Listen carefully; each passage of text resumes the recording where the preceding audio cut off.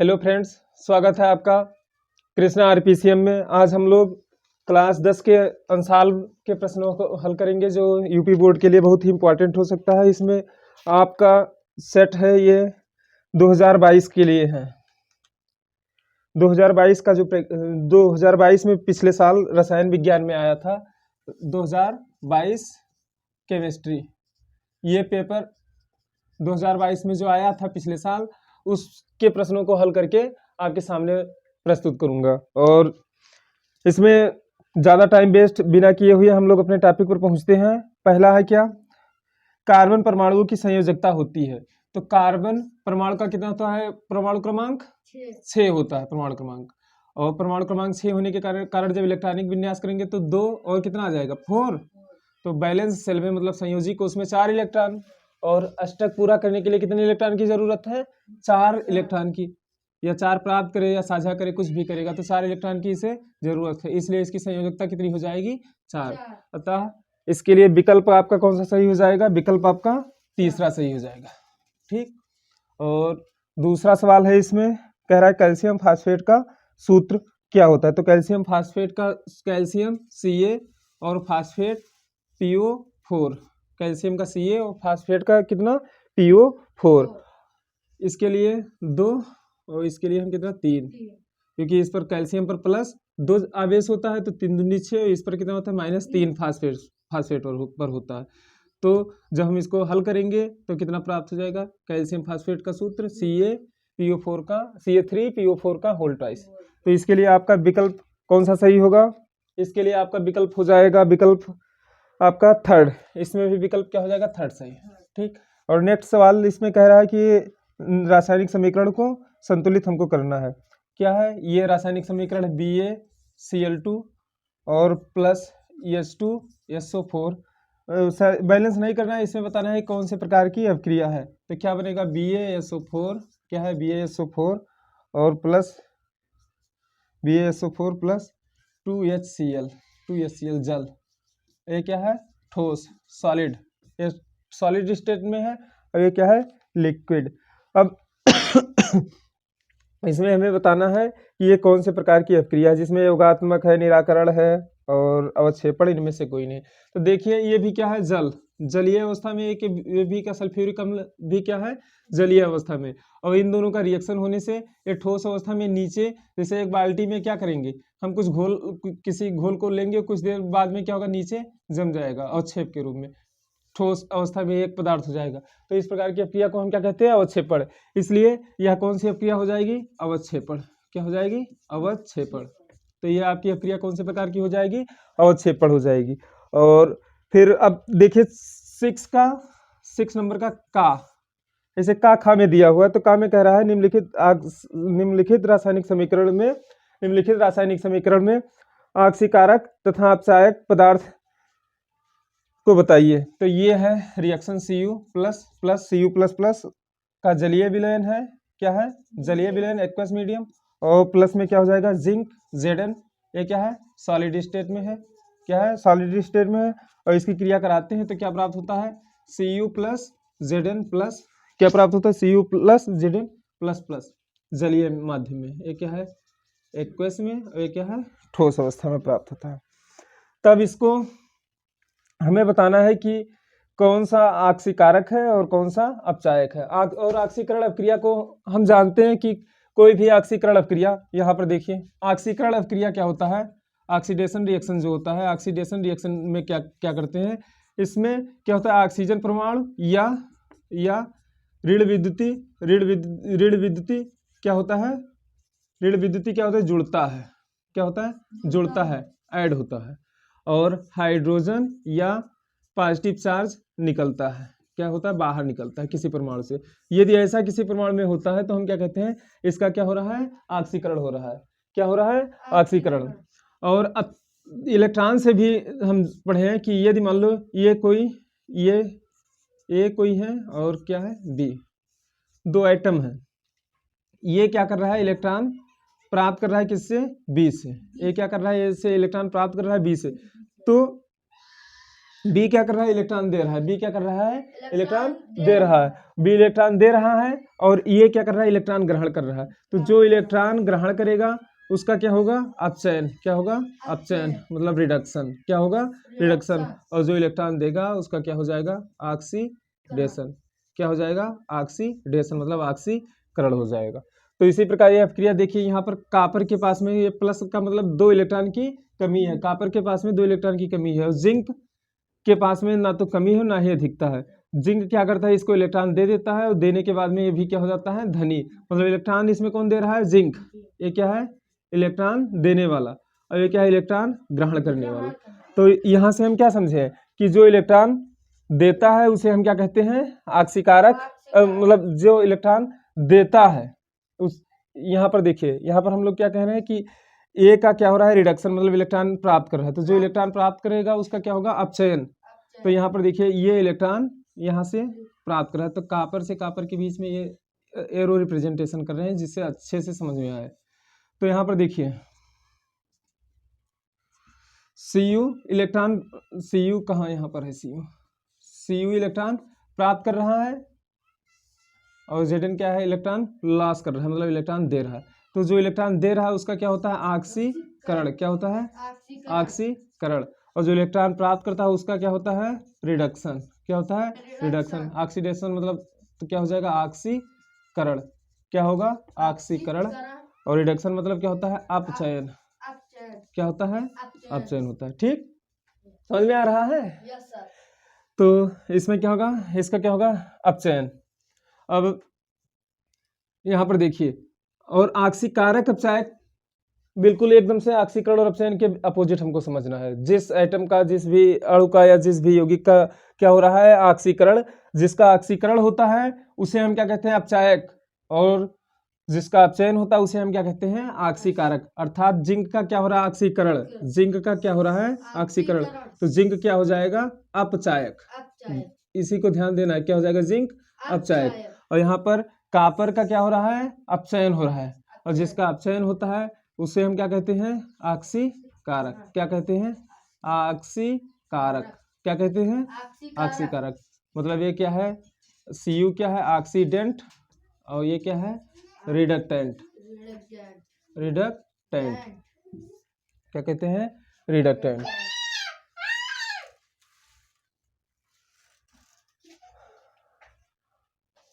तो ये क्या है, ऑक्सीकारक। कॉपर क्या है, ऑक्सीकारक। और जिंक क्या है, अपचायक। ठीक, तो अब हम अपने इसके आगे का भी हल करेंगे। इसमें क्या कह रहा है कि अगला प्रश्न है, वो कह रहा है कास्टिक सोडा तथा प्लास्टर ऑफ पेरिस के उपयोग। क्या है, कास्टिक सोडा तथा प्लास्टर ऑफ पेरिस के उपयोग। तो इसको अभी देख रहे हैं, कास्टिक सोडा और प्लास्टर ऑफ पेरिस के उपयोग। ये आप एक कॉपी में नोट्स में कंप्लीट कीजिए और इस टाइम जितने भी 10-15 वीडियो आएंगे आप देख लीजिएगा, आपका साइंस में एक भी प्रश्न छूटेगा नहीं। कास्टिक सोडा का सूत्र क्या होता है, ये सबसे पहले हम जानेंगे, NaOH।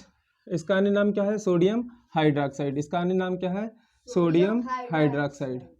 क्या, सोडियम हाइड्रोक्साइड। इसका अन्य नाम क्या है, सोडियम हाइड्रोक्साइड। ठीक, इसका उपयोग, 2 उपयोग हमको बताना है। तो एक उपयोग क्या है, कागज बनाने में, कागज बनाने में। और दूसरा क्या है, दूसरा जल को साफ करने में, जल को साफ करने में, साफ करने में। और तीसरा भी उपयोग लिख लीजिए, बस रहने दीजिए, साबुन, साबुन बनाने में। तीसरा उपयोग क्या है, साबुन बनाने में। ठीक, तो ये क्या था, सोडियम हाइड्रोक्साइड के आपके उपयोग। दूसरा इसमें क्या है, दूसरा है plaster of Paris, POP, plaster of Paris. इसका सूत्र क्या होता है, CaSO4 × ½ H2O। इसको हम किससे बनाते हैं, जिप्सम को 100 डिग्री सेल्सियस ताप पर गर्म करते हैं तो क्या प्राप्त होता है, POP प्राप्त होता है। तो इसके 2 उपयोग, एक क्या हम लोग घर डिजाइन बनाने में, दूसरा क्या है, डिजाइन बनाने में। और तीसरा उपयोग क्या है, तीसरा मूर्ति बनाने में, मूर्ति बनाने में। तो इतना उपयोग हम पीओपी का करते हैं। तो इतना लिखेंगे तो पूरा का पूरा नंबर मिलने वाला है, इसमें एक भी नंबर घटेगा नहीं है। और फिर अगले सवाल पर हम लोग आते हैं। सवाल क्या है, मेंडलीव की आवर्त सारणी की किन्हीं मेंडलीव की आवर्त सारणी की दो उपयोगिता। तो मेंडलीव की जो आवर्त सारणी थी, प्रारंभिक आवर्त सारणी, तो उससे क्या था, उस समय जितने भी ज्ञात थे 63 तत्वों और उन तत्वों को के अध्ययन में हमें कुछ सुविधा प्राप्त हुई थी और तत्वों को व्यवस्थित करके पढ़ा गया, वो फायदा हुआ। और दूसरा, तत्वों के गुणधर्म में अध्ययन करने के लिए हमें बहुत सुविधा प्राप्त हुई। तो वो थे क्या, मेंडलीव की आवर्त सारणी के गुण। और अब ये कह रहा है 7 नंबर में का सवाल है। ये कह रहा है निम्न का आयुपेशी नाम लिखिए। एच सी, फिर क्या है ओ एच, यहाँ पर क्या है एच सी ओ एच, यहाँ पर डबल बॉन्ड हो, H C double bond O H, H C double bond O H, इसका हमें आयुपेशी नाम लिखना है। और दूसरा इसमें क्या है, दूसरा है CH3, क्या है CH3, और फिर CH3, और ये क्या है CH3, और ये क्या है CH2, और ये क्या है CH, और ये क्या है CH3, और ये क्या है CH3। ठीक, तो इसका हमें आयुपेशी नाम लिखना है। तो देखिए सबसे पहले ये कौन सा है, इसका नाम HCOOH, ये अन्य मतलब रिप्रेजेंटेशन ऐसे भी लिख के आ सकता है। तो इसका आयुपेशी नाम क्या हो जाएगा, कार्बन की संख्या 1 है, कौन सा है, कार्बोक्सिलिक समूह। कार्बोक्सिलिक समूह का जब आयुपेशी नाम लिखते हैं तो लास्ट में क्या जोड़ते हैं, ओइक अम्ल। तो इसमें एक कार्बन, इसलिए इसका नाम क्या हो जाएगा, मेथेनोइक अम्ल। क्या हो जाएगा, मेथेनोइक अम्ल। इसका आयुपेशी नाम क्या हो जाएगा, मेथेनोइक अम्ल हो जाएगा। 5 कार्बन, तो 2 पर देखो 2 बार लगा है, यहाँ पर CH3, यहाँ पर, तो 2 को 2 बार, 2 और फिर एक बार 4, कितनी हुई, 1 2 3 CH3, और 3 को हम क्या कहते हैं, ट्राई, और CH3 को क्या कहेंगे, मेथिल। तो 2 2 4 ट्राई मेथिल। 4 कार्बन है, 1 2 3 4, 5 कार्बन है, कितने, 5। तो 2 2 4 ट्राई मेथिल, क्या हो जाएगा इसका नाम, ब्यूटेन। 2 2 4 ट्राई मेथिल ब्यूटेन, इसका नाम क्या हो जाएगा, 2 2 ट्राई मेथिल ब्यूटेन हो जाएगा। और फिर अगला क्या कह रहा है, विद्युत रासायनिक श्रेणी के 2 उपयोग लिखिए। विद्युत रासायनिक क्या करना है, विद्युत रासायनिक श्रेणी। विद्युत रासायनिक श्रेणी हम जानते हैं कि धातुओं की क्रियाशीलता के आधार पर उनको व्यवस्थित करके एक सारणी बनाई गई, उस सारणी को हम क्या कहते हैं, विद्युत रासायनिक श्रेणी। धातुओं की क्रियाशीलता के आधार पर एक सारणी बनाई गई जिसे हम क्या कहते हैं, विद्युत रासायनिक श्रेणी। और विद्युत रासायनिक श्रेणी में जो सबसे ऊपर है तत्व वो सबसे ज्यादा क्रियाशील, बीच वाले उससे कम क्रियाशील, और नीचे वाले सबसे कम क्रियाशील होते हैं। इन्हें हम क्या कहते हैं, मुद्रा धातुएं। क्या कहते हैं, मुद्रा धातु। जो सबसे कम क्रियाशील हैं उन्हें हम क्या कहते हैं, मुद्रा धातुएं। और इनका उपयोग क्या है कि हम जब विस्थापन, प्रतिस्थापन और या प्रतिस्थापन अपक्रिया पढ़ते हैं तो हम ये जान जाते हैं कि कौन सा तत्व, कौन सा धातु किसी अन्य धातु को विस्थापित कर सकता है। और तत्वों के क्रियाशीलता के बारे में पढ़ने में भी, अध्ययन करने में भी हेल्प मिलता है। तो ये 2 उपयोग हम लिख सकते हैं विद्युत रासायनिक श्रेणी के। और नेक्स्ट देखिए, आपका नेक्स्ट है समीकरणों को पूरा करना है। लास्ट सवाल मतलब 8वां, ये क्या करना है हमको, समीकरणों को, केमिकल रासायनिक समीकरणों को कंप्लीट करना। CH3 COOH और प्लस में क्या है, NaOH कास्टिक सोडा से क्रिया कराएंगे तो क्या बनेगा, ये। तो ये हमको कंप्लीट करके ए का मान बताना है। तो देखिए यहाँ से जो CH3 COOH से हम जानते हैं कि यह जो अम्ल होते हैं वो क्या होते हैं, H+ डोनर होती है, इसलिए H+ यहाँ से निकलेगा और यहाँ से क्या निकलेगा, OH। तो क्या बन जाएगा, H और OH मिलके H2O बन जाएगा। और CH3 COO Na आएगा जुड़ेगा तो क्या बनेगा, CH3 COO Na, क्या बनेगा, CH3 COO Na।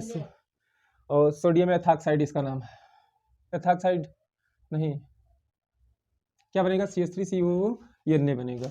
और दूसरा क्या हो जाएगा, C2H5OH प्लस Na। इसकी क्रिया कराएंगे तो इसको कंप्लीट करना है तो क्या बनेगा, C2H5O Na बनेगा, और प्लस में हाइड्रोजन निकलेगा H2 के रूप में, 1 निकलेगा, इसलिए ½ H2 कर दिए। तो यह क्रिया हुई। और दूसरा क्या है, दूसरा मतलब थर्ड रिएक्शन आपका क्या है? थर्ड रिएक्शन आपका है CH3COOH और प्लस C2H5OH और इसकी क्रिया कराएंगे हम सांद्र सल्फ्यूरिक अम्ल की उपस्थिति में, सांद्र सल्फ्यूरिक अम्ल की उपस्थिति में, और गर्म करेंगे। और जब गर्म करेंगे तो क्या होगा? यहाँ से H निकलेगा, यहाँ से OH निकलेगा। मतलब अर्थात किसी को भी हम गर्म करते हैं तो क्या जल ही वाष्प के रूप में तो निकलता है, तो क्या निकलेगा? H2O। यहाँ पर क्या बचा? CH3 और COO, बोलिए ऋतिक। CH3 COO और क्या बनेगा? C2H5। क्या बनेगा? CH3 COOH C2H5। तो ये आपकी अब क्रिया हुई। और नेक्स्ट देखिए लास्ट क्रिया 4 नंबर, 4 नहीं भी 5 है, सॉरी लास्ट नहीं है। क्या है? C2H5OH और फिर क्या KMNO4। तो इसको हमें कंप्लीट करना है। और जब हम इसको गर्म करेंगे तो इसमें क्या बन जाएगा? C2H5 एल्कोहल को, ये क्या है? एथेनॉल। क्या है? एथेनॉल। और एथेनॉल को जब हम गर्म करेंगे तो क्या बनेगा? यहाँ से देखिए CH2 और डबल बंध क्या बनेगा? CH2 और ये यहाँ क्या निकलेगा? H2O। गर्म करेंगे तो H2O निकलेगा। इसको वैसे समझ लीजिए, अथवा C और 3 कार्बन, ऐसे 2 हाइड्रोजन और फिर यहाँ पर क्या है? C और क्या लगा है? OH और फिर क्या लगा है? H2।